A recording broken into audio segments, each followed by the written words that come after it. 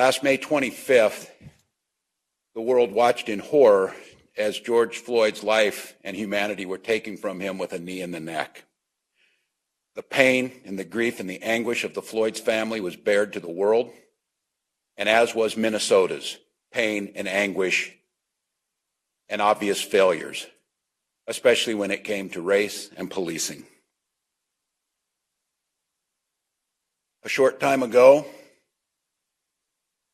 that police officer, Derek Chauvin, was found guilty of murder of George Floyd and was taken away, and sentencing will soon follow. It's an important step towards justice for Minnesota. Trial's over, but here in Minnesota, I want to be very clear. We know our work just begins. This is the floor, not the ceiling of where we need to get to. I want to take a few minutes to thank folks involved in this and this trauma that has spread from 38th in Chicago across our state, across the country and the world. I'd like to thank my friend, Minnesota Attorney General Keith Ellison. The remarkable work that he and his team did made us proud, and it made us believe for today, and we need to hold that thought, that justice is possible. That team with Steve Schlischer and Jerry Blackwell, two Minnesota attorneys who pro bono chose to step up and make sure that the state's case would hold, they make us proud. Their humanity, their intelligence, and their belief that justice would be served inspired all of us over these past difficult weeks. I'd like to thank the jurors who held an incredible burden to do the right thing and make sure justice was served without being influenced by anything else. They did a service that holds a heart in our democracy and our judicial system, and they did it. They did it, I think, for all of us in a way that had us all holding our breath, but with a belief that it could work. And I'd like to thank those who testified in this trial. I'd like to thank those police officers who showed what integrity looks like. It may be a sad statement that many of us have waited a long time to maybe be able to witness that, but it's there, and we know it, and we saw it on display. And I'd like to thank the other witnesses who last May stood on that street corner, and as Jerry Blackwell said, showed a bouquet of humanity, the beautiful multicultural society that we have here in Minneapolis and in Minnesota. But those people were subjected to something no one should have to see. They saw George Floyd murdered in front of them. But they had the courage to stay, to record what they saw, and then bring forward that pain again and again to them to make sure that George Floyd received justice. Thousands of Minnesotans marched in the streets in the wake of his death. They inspired a movement, not just here, but across our nation and the world. Many of these people did not know George Floyd, and many of them had maybe never been down on 38th in Chicago, but they went day after day, and they kept that place sacred, all with the intent to make sure that justice for George Floyd would be served. They called for change, and they demanded it. A year later, Derek Chauvin is behind bars and faces years in prison. But we know that accountability in the courtroom is only the very first step. To the Floyd family, we grieve for you. Today is a small measure, but George is not coming back. Child lost father, brother, an uncle, a friend. We mourn with you, and we promise the pursuit will continue for justice. As Attorney General Ellison said, this isn't justice. It's just one step towards it. True justice for George Floyd will come through real systemic change to prevent this from ever happening again. When every member of our community, no matter their race, their religion, their background, is safe, valued, and protected. The tragic death last week of Daunte Wright showed the world once again how much work we have to do. That small step forward, though, inspires us to do the work. And for those of you listening who aren't from Minnesota, Minnesota is an exceptional place with exceptional people. We're many times lifted up as a model of well-being. But we have to ensure that's true of everyone. Measures of wellness, happiness, economic security. Even during COVID, we were recognized as being the best state in the nation for the care of children and the best state in the nation for women.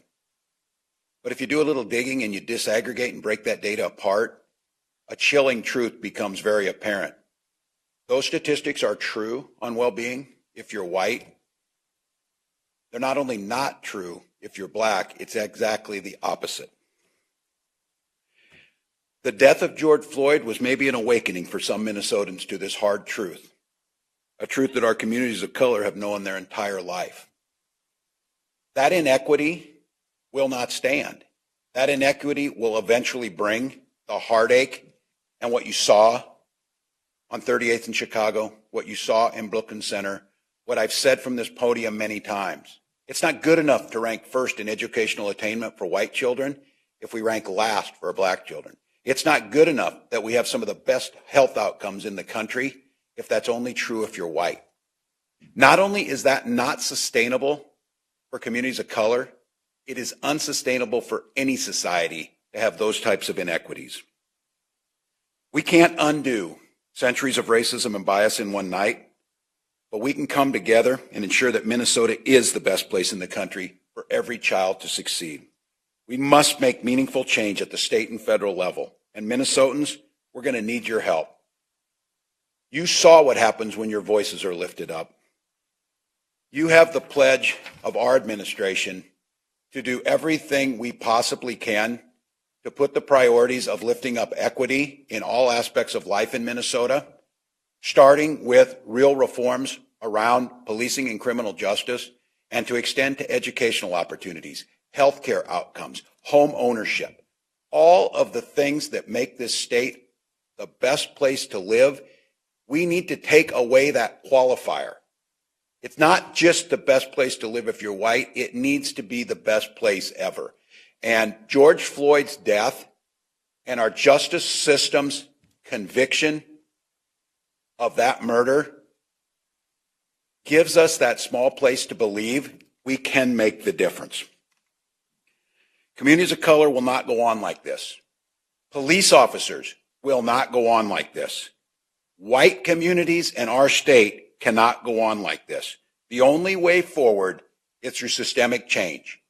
And I'm not naive. I've done this long enough. We'll be told there's not enough time. There's other priorities. It's difficult. For those listening across America, the unique part of our legislative body here is it's the only one in the country that one house is controlled by the Democrats and the other house is controlled by the Republicans, which gives us a golden opportunity to show that equity, decency, and humanity should know no political boundary. We're going to ask folks to come together to have hard conversations in those chambers of the legislature, in our own houses, and for many of you, amongst our own families. Those of us of a certain age, if you're white, it's easy to believe. What's the problem? Things work well. There's good jobs here. You can buy a house. Why can't everybody do this? It's time to have that conversation with your relatives. It's time to have this conversation in every corner of the state that we cannot continue the way we've been going. And the good news about this is there's plenty to go around. We know what works. We need to start applying it. We need to make that commitment. So we have to rebuild, restore, and reimagine the relationship with law enforcement and the communities they serve. We must tackle racial inequities in every corner of our society, from health to home ownership to education, and we have to do it finding that common humanity. I know that the people of goodwill across this state and across this country know that what you saw today could and needs to be a pivotal moment in race and equity and decency across this country.